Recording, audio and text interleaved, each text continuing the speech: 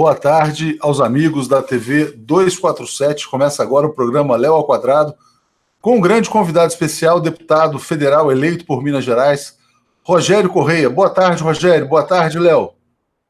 Boa tarde, Léo. Boa tarde, Léo. Boa E tarde, aí? Rogério. Boa tarde, Léo. Boa tarde, Léo, Rogério. Vamos para o nosso bate-papo de todas as tardes, né? E aí, Rogério, hoje um dia muito movimentado, muito agitado, né? Porque hoje houve uma operação da Polícia Federal focada no senador Aécio Neves, que não será mais senador em breve, né? Vai ser deputado, seu colega de bancada mineira no parlamento, mas poucas pessoas denunciaram. Aliás, não tem ninguém que tenha denunciado tanto o Aécio ao longo do tempo quanto você.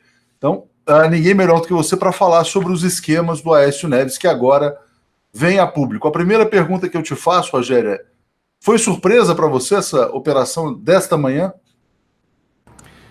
Tem dados novos na operação, mas ela já era conhecida. Na verdade, a relação dele, também do Anastasia, que foi candidato a governo agora e é senador, com a JBS.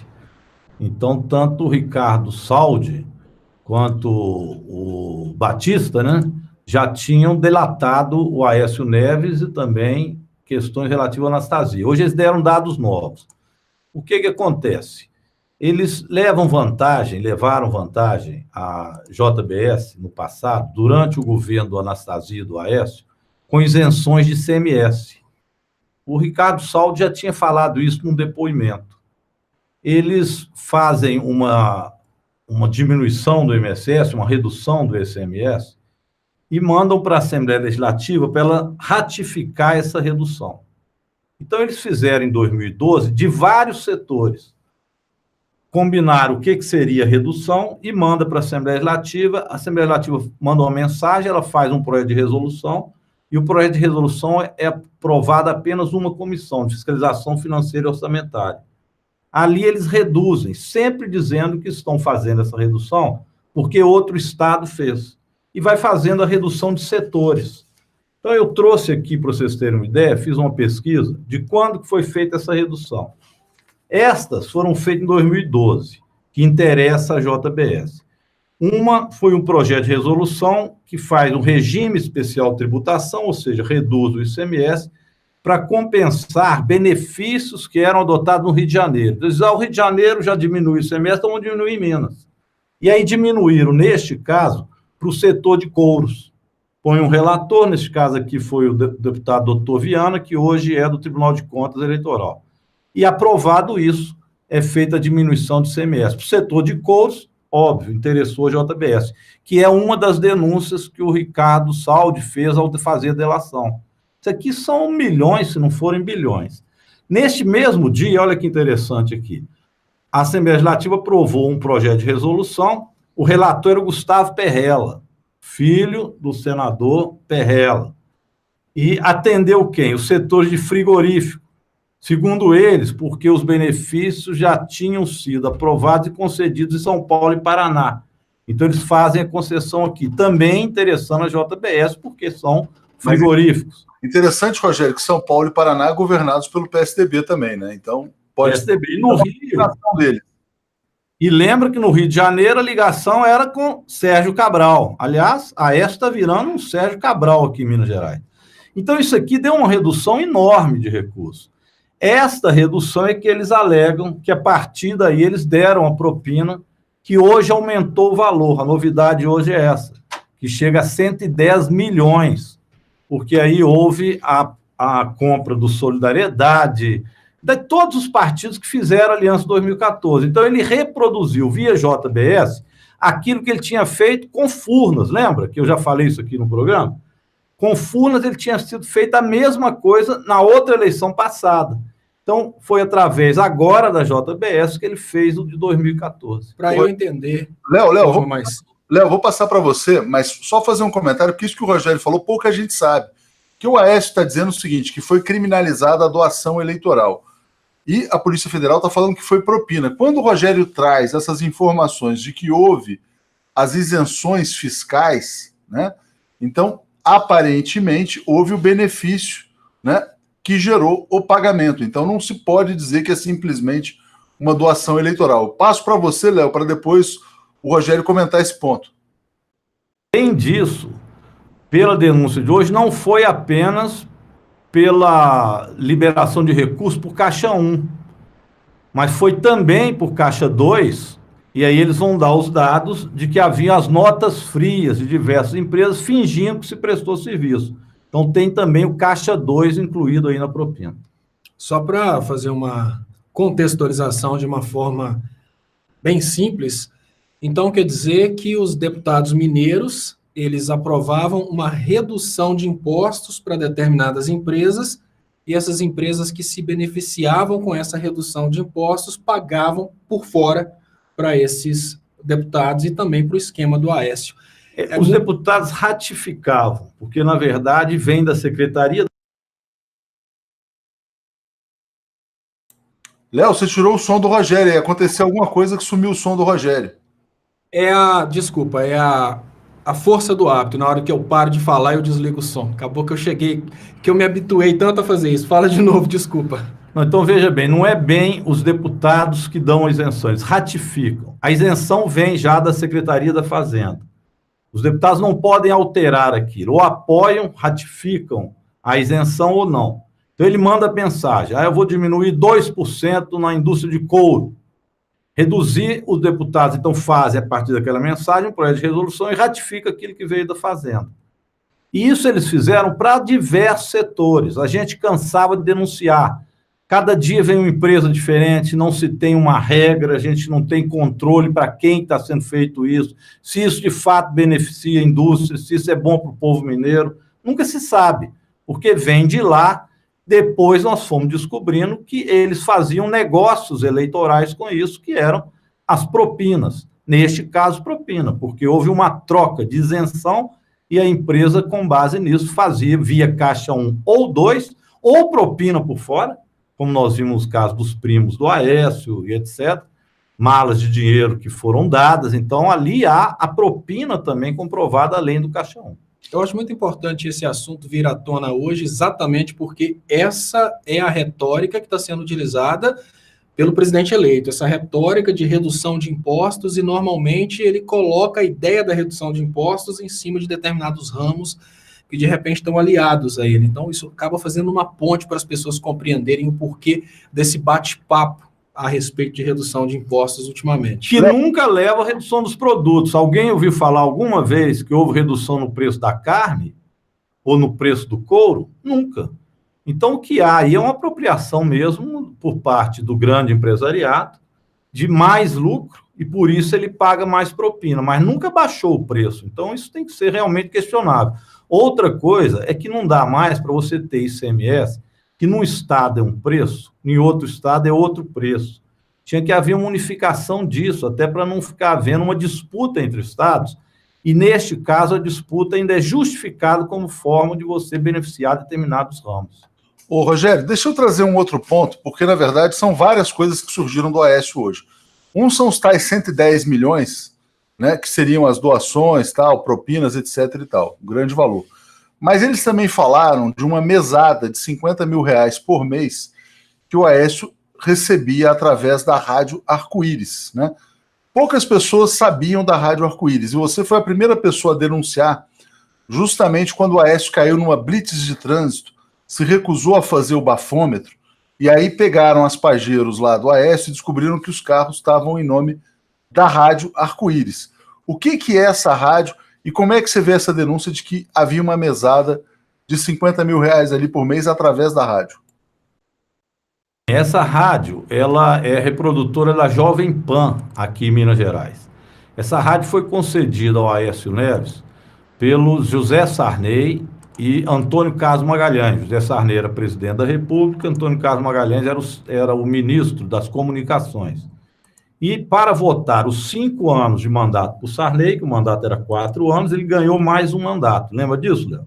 Para ganhar esse 1 ano de mandato, vários deputados votaram através também de propinas, de compra na época, para alargar o mandato do Sarney, e ganharam, enfim, foram agraciados com alguma coisa. No caso do Aécio, ele ganhou 2 rádios e um jornal. uma rádio em São João del Rei, parece que um dos que foi preso hoje é de lá, e lá também tem um jornal. E a Rádio Jovem Pan.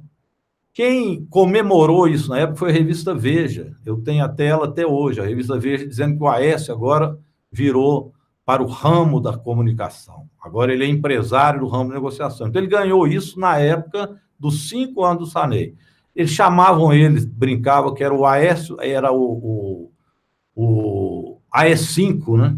Porque era o Aécio 5 anos do Sarney. Então ele ganhou essa rádio. Bem, essa rádio, quando ele virou governador, ele passou para a irmã e para a mãe.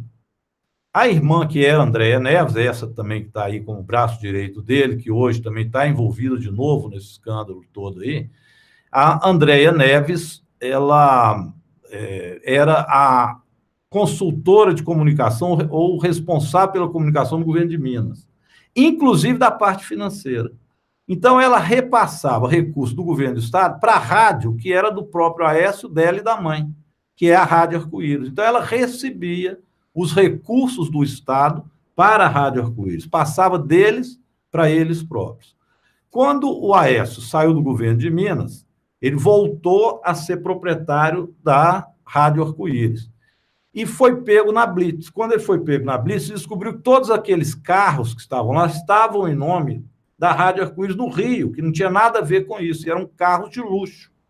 Ou seja, começou a ver que o Aécio Neves utilizava a rádio para se enriquecer. A rádio era na prática dele e usava os benefícios do governo como rádio, como concessão pública.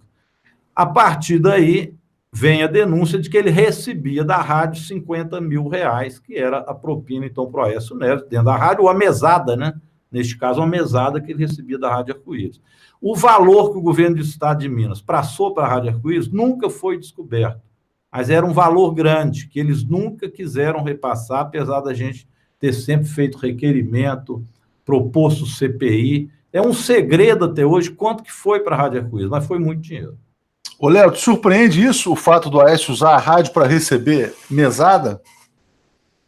Não, Léo, isso é uma estratégia que a gente sabe que não é só o Aécio, muitos políticos utilizam, e, inclusive, um pastor muito famoso dentro do Brasil, ele utiliza emissoras de televisão para transferir o dinheiro, que seria o dinheiro da instituição igreja dele, para emissoras de televisão. E dessa forma ele consegue transferir aquele dinheiro que seria da igreja para o patrimônio pessoal dele. Então isso é uma coisa absolutamente normal, em especial quando se trata de governos blindados pela justiça, como é o caso do Aecinho aqui em Minas Gerais. Essa coisa de utilizar um patrimônio pessoal, uma empresa pessoal prestando o serviço para o governo para desviar o dinheiro do governo, dinheiro público, para o patrimônio pessoal de uma forma, entre aspas, lícita, isso é uma prática muito comum no Brasil, e principalmente com os políticos que não são denunciados, não são investigados, os políticos blindados, que são essas dinastias brasileiras. A gente vai me assusta absolutamente nada. A gente vai precisar falar muito sobre a blindagem, mas antes eu queria trazer para o Rogério um superchat aqui da Fernanda, perguntando sobre as denúncias que foram feitas pelo policial Arcanjo. Se você acompanhou essa história, o que aconteceu com esse policial Arcanjo, que aparentemente não se sabe se foi suicidou, se foi suicidado, se foi assassinado, o que aconteceu? Ele fez muitas denúncias contra o Aécio. É difícil dizer se o destino dele teria sido esse, mas ele perseguido foi. Me consta que a perseguição foi tão grande que, ao final das contas, ele estava num estado de depressão muito grande que poderia ter levado ao suicídio. Mas é algo, sim, para investigar o que foi feito com o Arcanjo, bem porque não foi apenas ele que sofreu esse tipo de repressão e de represália do grupo do Aécio. A gente tem aqui o exemplo do Carone, que era jornalista, tinha um Novo Jornal, que ficou preso 8 meses. Ele ficou preso exatamente quando o Aécio era candidato contra a Dilma e perdeu as eleições. O Carone ficou preso para não revelar muita coisa que ainda tinha que ser revelada durante o processo eleitoral. Então, a polícia prendeu ele aqui em Minas, ele quase morreu na prisão. Eu tenho um caso que ele só não morreu porque o secretário de segurança na época, eu liguei para ele estava tendo um infarto, e o secretário, falei com ele que ele seria responsável, ele conseguiu transferi-lo para o hospital, senão o Carone tinha morrido. O outro é o Nilton Monteiro. também ficou preso um tempão porque era tido como estelionatário. Eu quase perdi o mandato. Então, essa forma de atuar do grupo do Aécio, ela é real. Aqui em Minas não é fácil, não. É uma espécie de Toninho Malvadeza, né? Toninho Malvadeza era o Antônio Carlos Magalhães na década de 70, 80, lá na Bahia. Mas a diferença, Rogério, é que o Toninho Malvadeza, ele tinha cara de malvadeza. O Aécio passa a imagem de ser um cara simpático, gente boa, aquela coisa toda. Agora, ele está apertado com pelo menos outros 3 casos que foram reabertos, viu? Isso era importante a gente passar para o pessoal. Vamos passar, Rogério. Rogério, antes de passar esses 3 casos, eu só queria falar de mais um caso de hoje, que é importante esclarecer, que o Joesley fala que comprou um prédio do Hoje em Dia, do jornal Hoje em Dia, por 17 milhões, a pedido do Aécio. E aí não se sabe se essa compra desse prédio era a compra do jornal ou era a compra do apoio do jornal para a campanha presidencial dele. O que aconteceu com esse jornal Hoje em Dia durante a campanha de 2014? Aliás, o prédio não valia nem de longe isso, ele foi superfaturado. O Aécio precisava deste montante, deu o preço e o Joesley pagou o preço. Mas se vocês conhecerem o prédio, ele não vale nunca isso.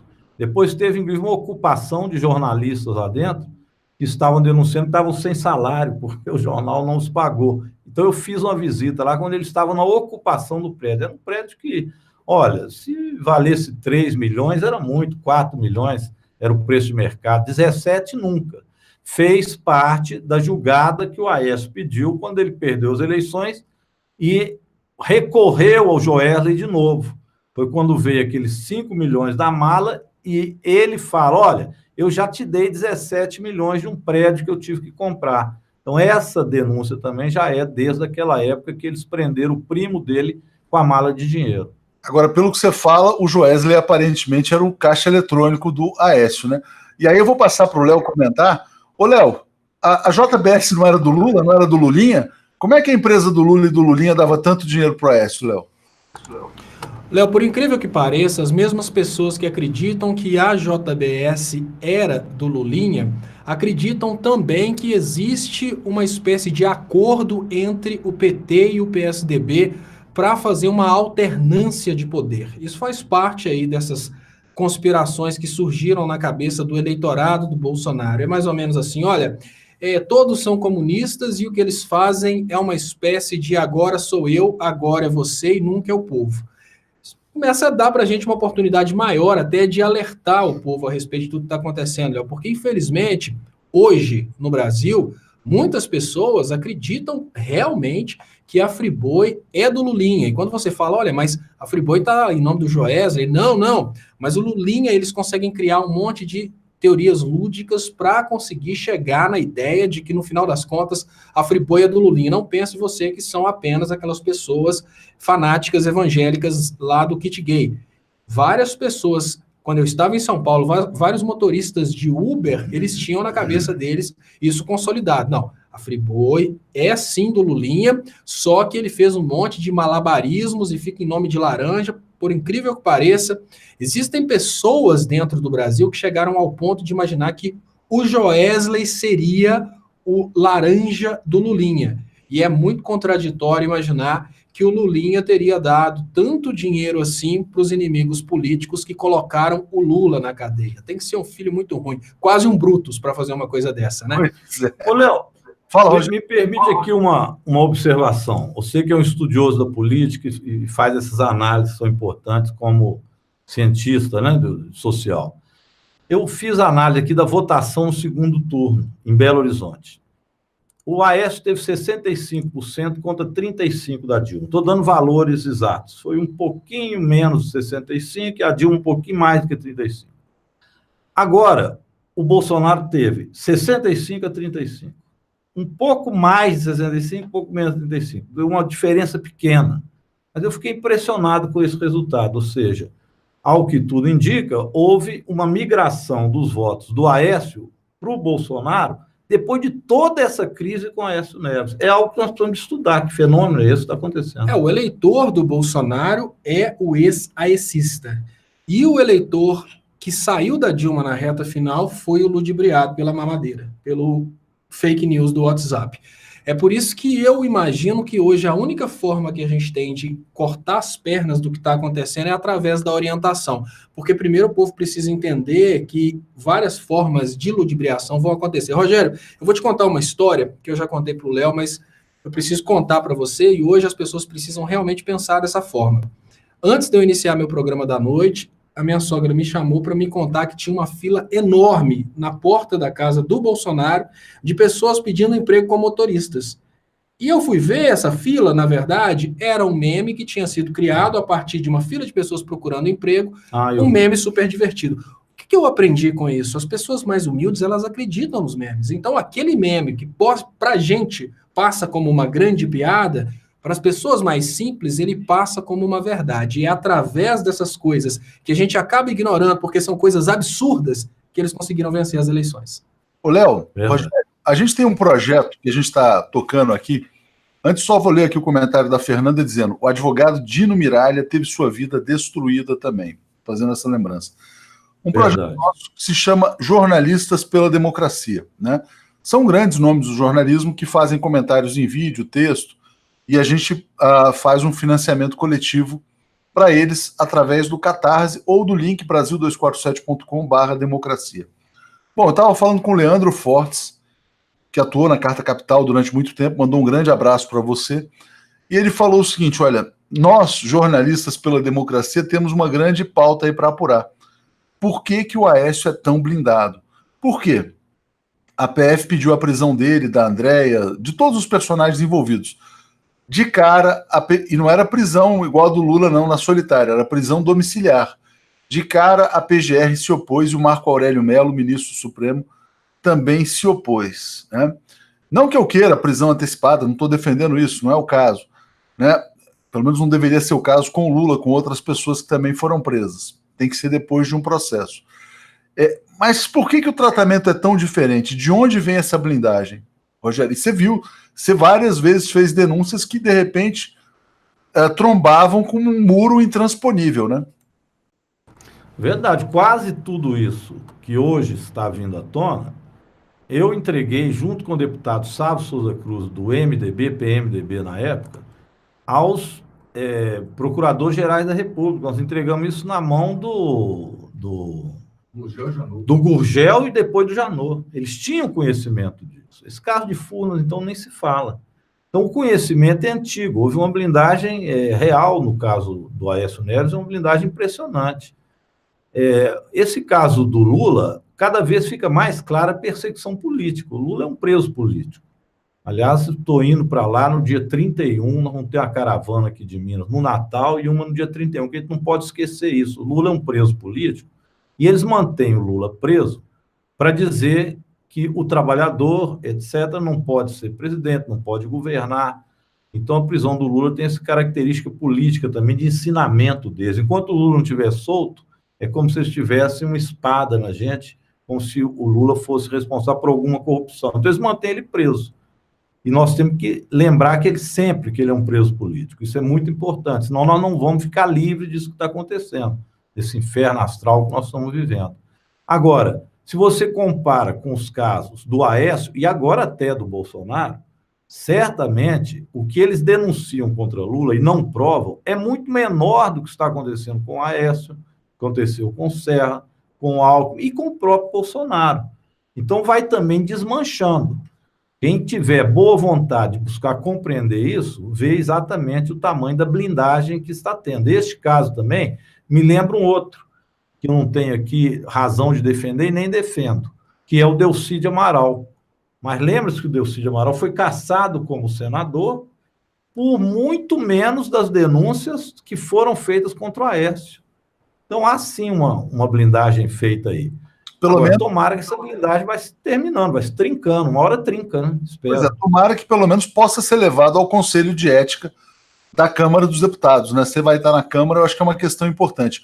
O Luiz Mileu está dizendo aqui, ó, não podemos esquecer a morte do policial Arcanjo e da modelo num hotel em BH. Ô, Léo, qual que é a sua tese para a blindagem do Aécio? Por que o Aécio é o cara mais blindado da face da Terra?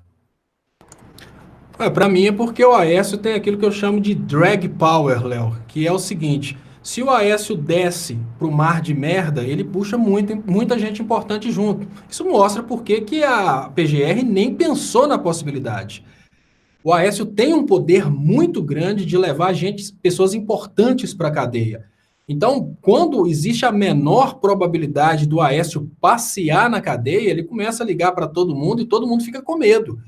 O Aécio só cai morto. Essa é minha opinião. Ou, então, a República cai, né? A República que seria a República Federativa do Brasil, mas agora foi tomada pela República de Curitiba. Se a República de Curitiba cai, se esse poder judiciário hoje no poder aí cai, uma nova constituinte estabelece uma limpeza geral no que está acontecendo e o povo entende as falcatruas, aí o Aécio cai. Mas enquanto a gente tiver as mesmas dinastias das capitanias hereditárias controlando o Brasil, o Aécio só cai levando muita gente importante junto. Gasparotti tem uma tese aqui para blindagem. Ele fala: Aécio faz parte de uma máfia que inclui o Judiciário, Ministério Público e grande parte dos partidos de direita.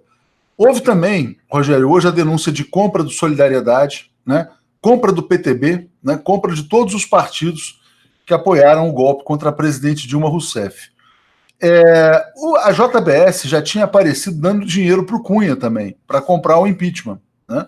Ou seja, não vai ficando claro que a Dilma foi golpeada com dinheiro de propina da JBS? Fica, no meu entender, fica claríssimo isso, né? E já era uma constatação para a composição das forças que iam apoiar Aécio Neves. Quando eles perderam a eleição, essas forças continuaram juntas e com o mesmo programa. Não podia ser um programa democrático e popular para o Brasil. Tinha que ser o chamado programa neoliberal. E, portanto, tinham que aplicar contra os trabalhadores perda de direito, tinha que vender a Petrobras, tem que se vender a Eletrobras, tem que se agradar ao imperialismo americano. Então, o programa que perdeu as eleições não podia esperar. E eles estavam unidos por propinas, inclusive. O caso do Eduardo Cunha tem também denúncia de que ele recebia dinheiro para comprar uma bancada que o elegeria presidente da Câmara. Lembra? Antes dele ser presidente da Câmara, candidato ainda, ele bancou diversas campanhas de deputados federais, inclusive em Minas Gerais. Então, essa denúncia ela já foi feita e faz a ligação dele ser eleito depois presidente da Câmara, o Aécio não aceitar o resultado e eles, então, darem o golpe contra Dilma. Com certeza. Rogério, eu vou ler o superchat aqui da Sandra, dizendo: Atucho, onde está o motorista do filho canalha do Bozo? Não vamos fazer nada em relação a esse mensalão do motorista, vamos falar desse caso mais adiante. Mas você falou, eu acabei te interrompendo, né, quando você ia falar de outros 3 casos relacionados ao Aécio.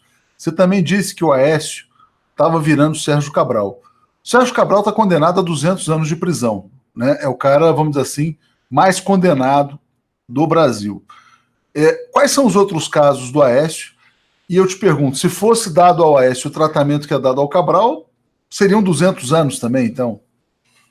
Também, esses 3 casos que eu vou falar aqui, os que já foram reabertos. Tem outros que precisam ser reabertos. Alguns deles foram a gente aqui mesmo que pediu. Agora, depois temos que falar também do Moro, né? Como é que o Moro vai agir em relação a isso? É uma boa pergunta também. Não só em relação ao Bolsonaro, mas o Aécio, porque o Aécio é protegido do Moro. Então, inclui aí, na blindagem do Aécio, o Moro. O Aécio é uma espécie de queridinho dele, são parceiros. O Moro foi eleitor dele, cabo eleitoral do Aécio. Então, o Moro também tem que entrar nessa jogada. Agora virou ministro da Justiça, não sei o que ele vai fazer. Mas olha só, tem 3 casos que foram reabertos do Aécio que não vai dar o que falar. Um é o aeroporto de Cláudio, todo mundo se lembra. Dinheiro público construiu o aeroporto foi para fazer as viagens do Aécio Neves. O aeroporto está lá até hoje, sem nenhuma utilidade, a não ser pousar os aviões do Aécio Neves. Está entregue às moscas na cidade de Cláudio. A desculpa é que era um polo econômico. Mentira. O polo econômico lá é Divinópolis, que, aliás, tem aeroporto. Então, foi um dinheiro público na fazenda do Aécio. Isso foi reaberto. É muito interessante, porque, por exemplo, o Aécio até falava na campanha do tal aeródromo de Cláudio, tal, não sei o que, a chave ficava com o tio dele, né? Não sei se vocês levantaram voos, provavelmente não pousou nenhuma nave, nenhum avião lá que não tenha sido do Aécio, né? Ou transportando o Aécio. Aí foi reaberto o segundo caso, que foram a utilização de aeronaves oficiais pelo Aécio Neves. foram centenas de voos que ele fazia para o Rio de Janeiro, para Cláudio e outros locais, mas principalmente Rio de Janeiro, fim de semana, e Cláudio. Então, ele utilizava o aeroporto, que ele construiu com dinheiro público, para ir com aeronaves oficiais para o aeroporto de Cláudio e fazer suas viagens de passeio para o Rio de Janeiro. Esse também foi reaberto, ele tem que devolver milhões aí para o Estado de Minas Gerais. Foi reaberto, tem uma sentença, ele está recorrendo. E o outro, que é a cidade administrativa, essa aí tem 2 processos reabertos. Um deles são as propinas da OAS, da Andrade Gutierrez e da Odebrecht. São 3 prédios. Um prédio para a OAS, um prédio para a Odebrecht, um prédio para Autônomo. Andrade. Cada um tem um prédio. Então, foi feito um cartel e ali eles pagavam 3% de propina para o OAS, conforme denunciado por todas as 3 empreiteiras. Ele tirava ali o dinheiro. Esse é um. O outro é o local que foi construído o aeroporto. Esse foi reaberto. Esse é mais especificamente para o Anastasia, que era sócio do Jockey Club. Então, também já contei essa história. Ele era sócio do Jockey Club. De repente, a diretoria do Jockey fez o seguinte: quem estiver em dia, continua sócio. Quem não estiver, vai perder a sociedade. Só que não espalhou isso para todo mundo, não. Então, só 21 sócios ficaram em dia. E ficaram, então, com o terreno. Esse terreno foi, então, vendido ao Estado de Minas Gerais, ou desapropriado, para se fazer aeroporto. O Anastasia era um desses sócios. Diz ele que devolveu esse dinheiro ao erário público. Mas e os outros 20 sócios? Isso também está reaberto aqui no Ministério Público. É muita coisa, é muito rolo, né? Tanto, Léo, que o Rogério tem um mote, ele fala, onde tem Aécio, tem rolo, né? Tem rolo. E onde tem rolo, tem Aécio. Onde tem rolo, tem Aécio. A Dilvana está dizendo, Dilvana, me manda um e-mail no contato, @brasil247.com.br, que a gente tenta resolver a questão que você levantou. Léo, e esses casos novos do Aécio aí também? É muito rolo para uma pessoa só, né? Olha, Léo, talvez o Aécio seja o mais enrolado do Brasil. E é exatamente por isso que ele não cai. Normalmente, para conseguir construir uma estrutura propinolística desse nível, a pessoa precisa envolver o Poder Judiciário, ela precisa... É aquela história que é denunciada pelos filmes, que o traficante do bairro só consegue ser o grande traficante do bairro porque ele tem uma negociação com a política, com os políticos, com a polícia. O Aécio não teria conseguido se tornar um mestre da corrupção, o mestre das propinas. Você para pensar em 3% da cidade administrativa, nós estamos falando de milhares de triplex, não é centenas de triplex, não, são milhares de triplex. Ele não teria conseguido uma coisa desse tamanho se ele não tivesse um esquema muito grande no Poder Judiciário, no Ministério Público, e ele, obviamente, ele não cai por isso. Então, ele está, digamos que, amarrado em muitos esquemas, e os esquemas do Aécio, eles são tão profundos, mas tão profundos que eles amedrontam pessoas. Eu não temo pelo Aécio, eu vou te falar com toda a sinceridade. E olha que já me falaram para eu parar de falar essa frase. Eu não temo pelo Aécio, eu temo pelas pessoas da Polícia Federal que estão investigando o Aécio. Elas são mais frágeis e mais passíveis de punição do que o próprio Aécio. Por incrível que pareça, depois da gravação divulgada do Aécio Neves falando que ia matar o primo, existia aí rumores que o Aécio ia processar o próprio governo brasileiro, a polícia brasileira, por ter exposto o Aécio e ter difamado o Aécio. É aquela coisa que, no final das contas, é perigoso o Aécio ainda sair por cima e se beneficiar dessa situação. Não duvido nada. Estamos falando de um Brasil com um poder judiciário muito estranho. Eu até chamo de poder aéciário, tá, Rogério? E com o Moro lá, né? Pois o Moro agora controlando... O Moro, que é do PSDB, controlando as esferas administrativas, fica muito difícil. O Léo, quando ele é interrompido, ele coça a cabeça de raiva, você reparou? Não é isso não. Na hora que o Léo tenta falar que a gente interrompe, ele coça a cabeça de raiva, é muito engraçado. Calma, Léo, respira, Léo. Eu sinalizo com a mão. Não, tem muita gente fazendo comentário aqui dizendo que bastaria pedir desculpa. É que eu queria trazer a questão do Fabrício Queiroz, né, que muita gente está querendo que a gente fale a respeito do Fabrício, que é o motorista do Bolsonaro, né? Bom, primeiro que eu queria perguntar para o Rogério é se na Assembleia de Minas já houve casos desse tipo de o deputado pedir para os assessores devolverem o salário, né? Porque aparentemente é isso que aconteceu no caso do motorista do Bolsonaro. quase todos os funcionários do gabinete devolviam um pedaço do salário para ele, ele sacava em dinheiro e pagava as despesas da família.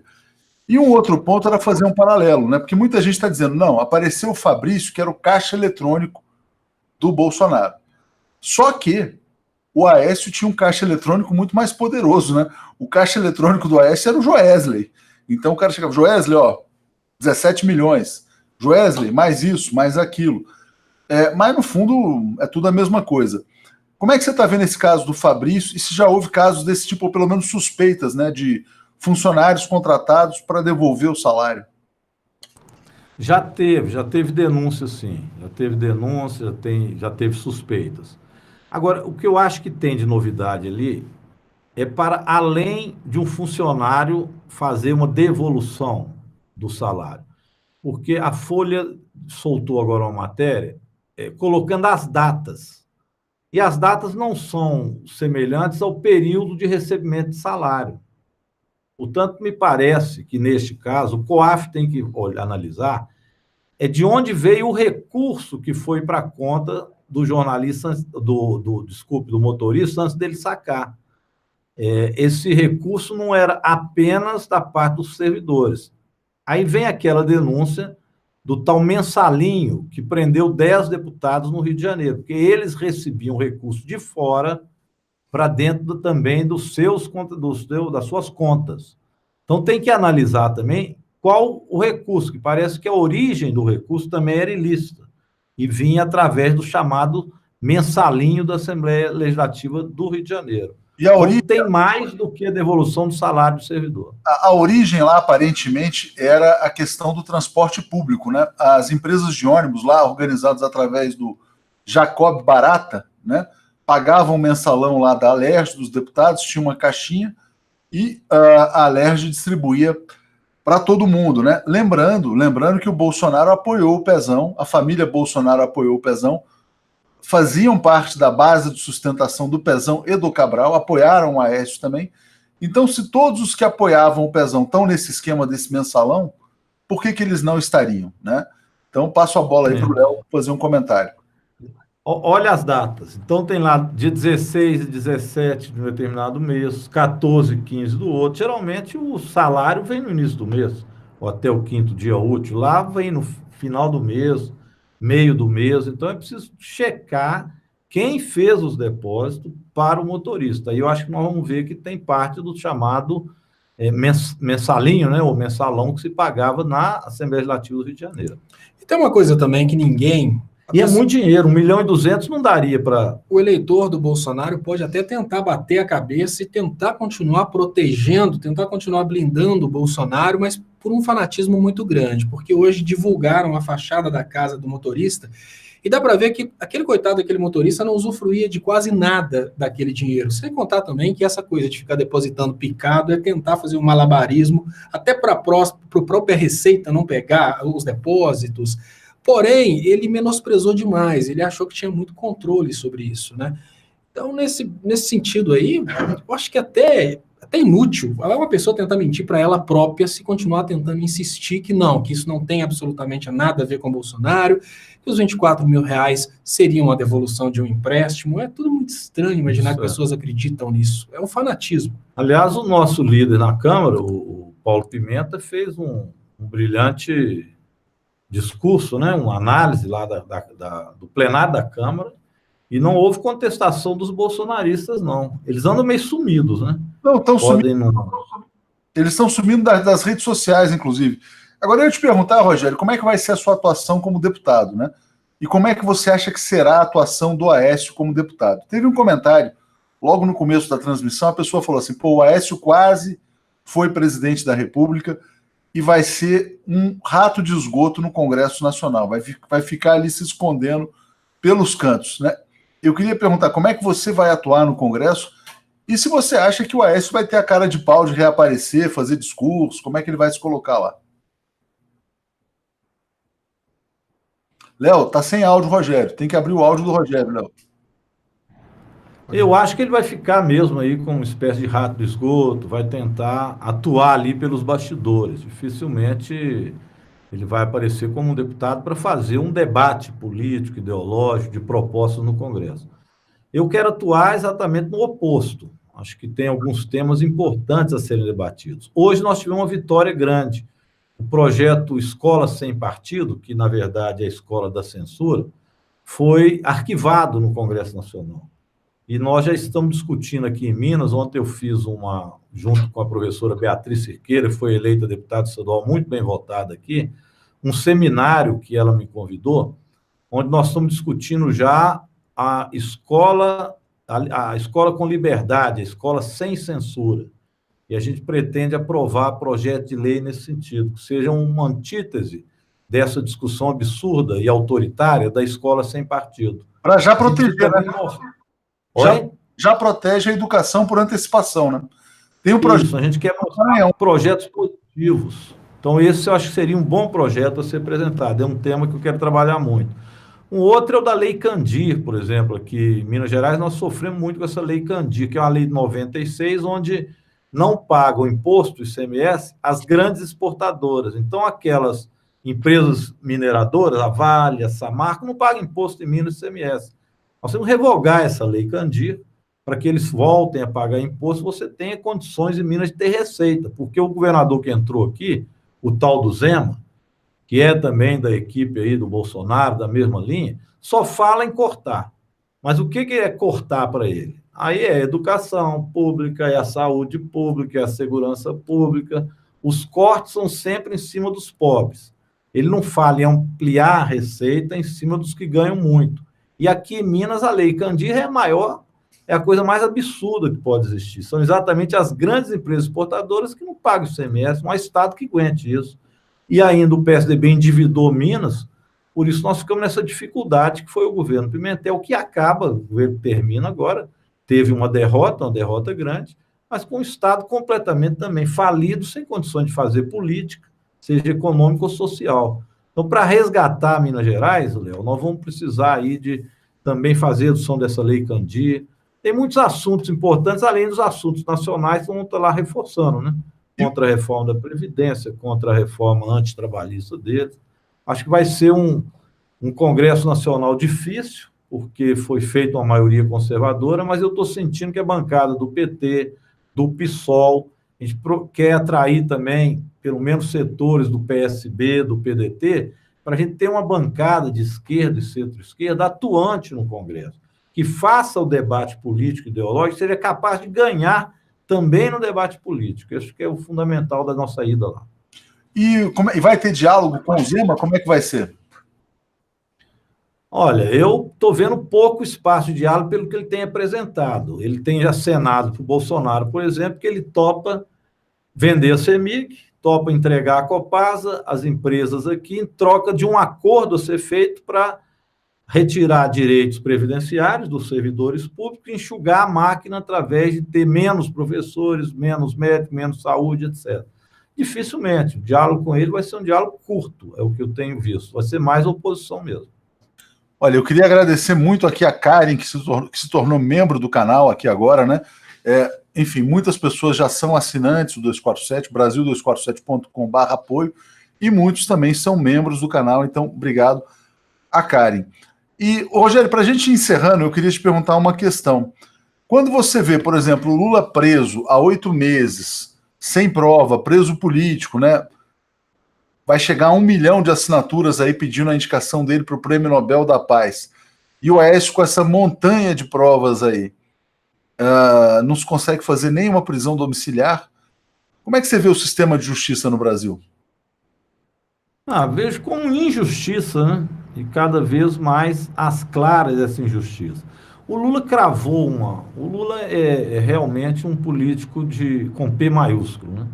E ele fez uma análise sobre o STF, que ele disse que o STF estava acovardado.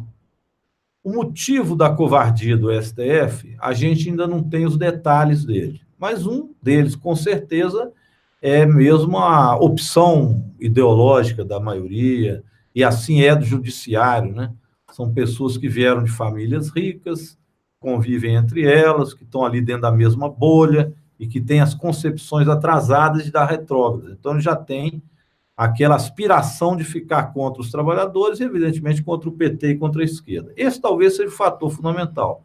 Mas eu acho que ali deve envolver chantagem também, com alguma certeza que envolve, a gente não sabe quais. E eu acho que ali, sei lá, naquela justiça tem outros patamares esquisitos, né? E que se forma ali dentro de uma maneira que fica incompreensível como é que uma pessoa como Lula está preso, todo mundo consegue um habeas corpus, e o maior presidente da história do Brasil, o mais querido e o mais popular, que ia ganhar as eleições, se tivesse concorrido, foi impedido de concorrer às eleições, mesmo com a ONU dizendo que isso era um desrespeito aos direitos humanos. Então não se tem justiça no Brasil, o que nós temos é um STF acovardado. Há que se ver aí os motivos dessa covardia. Você, Léo, para a gente encerrando. Léo, agora, bom, o que a gente precisa agora é torcer para que essa parte da Polícia Federal que está investigando o Aécio tenha aí força para continuar fazendo esse trabalho.